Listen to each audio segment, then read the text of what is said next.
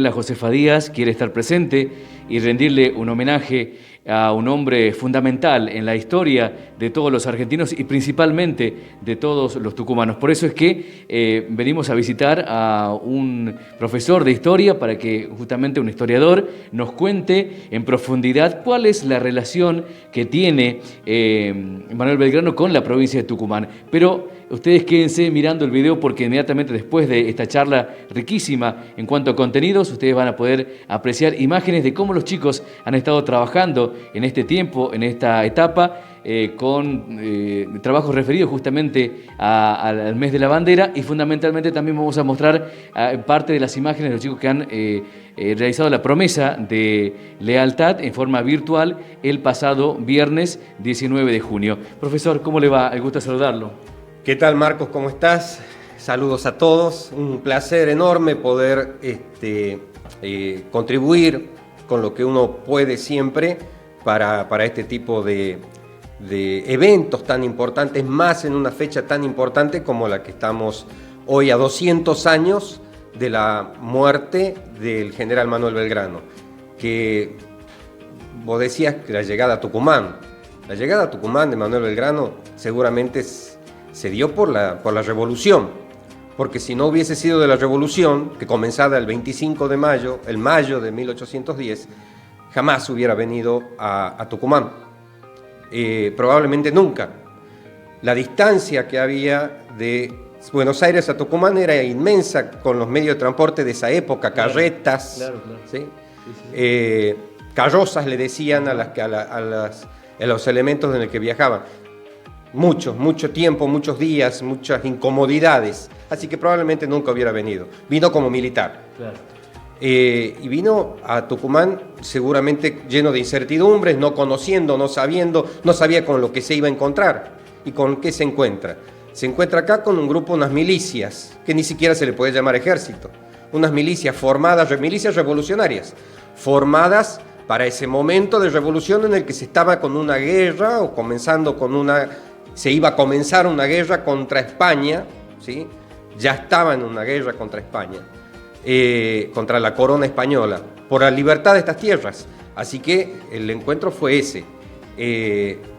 Después de ese encuentro, después de este ejército, que él lo convierte, esta milicia, en ejército, le va a tomar a Tucumán muchísimo cariño. De hecho, siempre van a ser palabras halagadoras para Tucumán.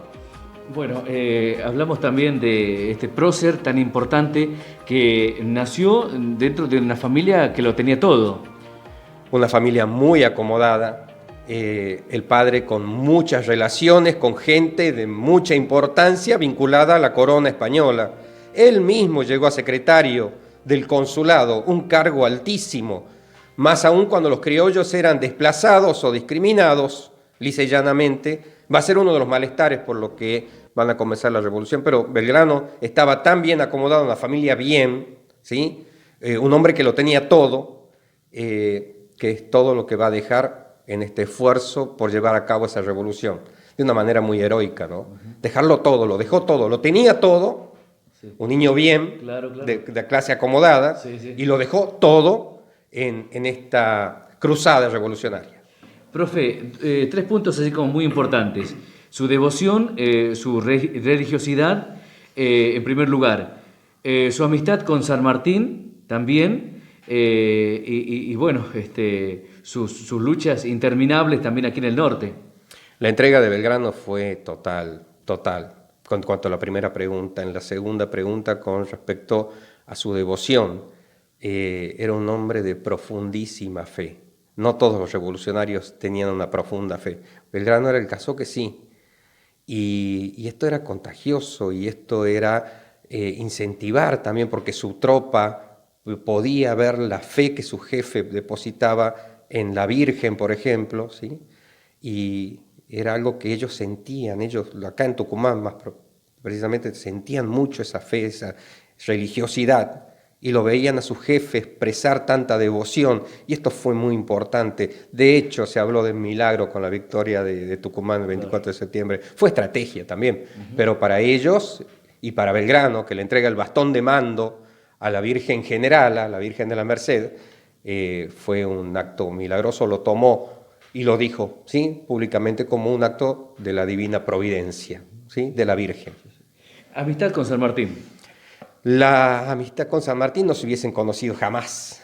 Fue la revolución la que hizo que se conocieran estos dos grandes y particulares hombres, estos patriotas, estos ejemplos, ¿sí?, estos templos del ser argentino desde su esencia, desde su origen. Se encontraron acá en Tucumán y forjaron una amistad que iba a durar hasta la muerte de Belgrano. San Martín lo respetaba muchísimo a Belgrano y lo respetaba más que nada como intelecto, o sea, un general fantástico. Gana en Tucumán, los persigue a los realistas hasta Salta, les gana en Salta. Como militar era impresionante, pero San Martín más veía al intelectual. General, a ustedes los vamos a necesitar cuando este país necesite construirse. Por todas las ideas que tenía Belgrano, por todo el conocimiento que tenía este intelectual, porque era abogado y licenciado en economía. Tenía muchas ideas y sabía cómo los métodos a través de los cuales estas ideas se iban a llevar a la práctica. O sea, no solamente era un idealista, sino que también proponía el cómo. No él solamente el qué, sino cómo llegar a eso. Bueno, profe, antes de la despedida, así muy cortita, Belgrano también desde sus comienzos tuvo en sus ideales la educación como pilar fundamental. La última pregunta, y le agradezco muchísimo para la Escuela Josefa Díaz y para el grupo de segundo ciclo. El Belgrano educador, en muchos de sus escritos, no escribió un libro de educación, sino que en muchos de sus escritos proponían una educación fundamentalmente basada en la técnica, en el conocimiento práctico. Por ejemplo, Belgrano dejó mucha plata para que se creen escuelas. Principalmente él creía y proponía, como fisiócrata que era, como economista que era,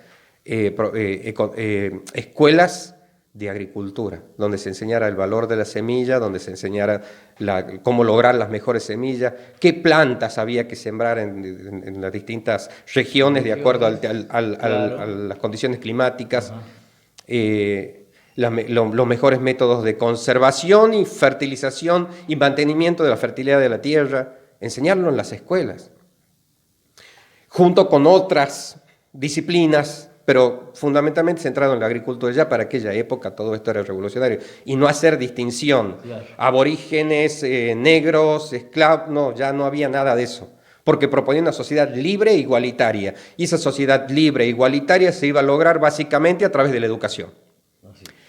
Y lo proponía Belgrano. Por eso era incómodo este pensador democrático, revolucionario, inspirado en la Revolución Francesa, era incómodo para los poderosos por estas ideas que proponía. Profe, muchísimas gracias por este tiempo, por este aporte, fundamentalmente para los niños, para que conozcan más en profundidad la vida de este prócer que hoy se cumplen 200 años de su fallecimiento. Muchísimas gracias. Gracias a vos, Marcos. Un saludo muy grande a la queridísima Escuela Josefa Díaz, para todos sus docentes, tus compañeros, para los alumnos y para toda esta hermosa comunidad educativa. Gracias, profe. Nos despedimos así.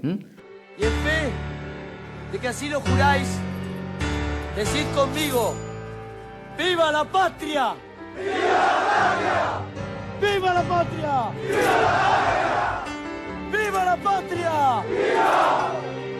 ¡Viva la patria! ¡Viva!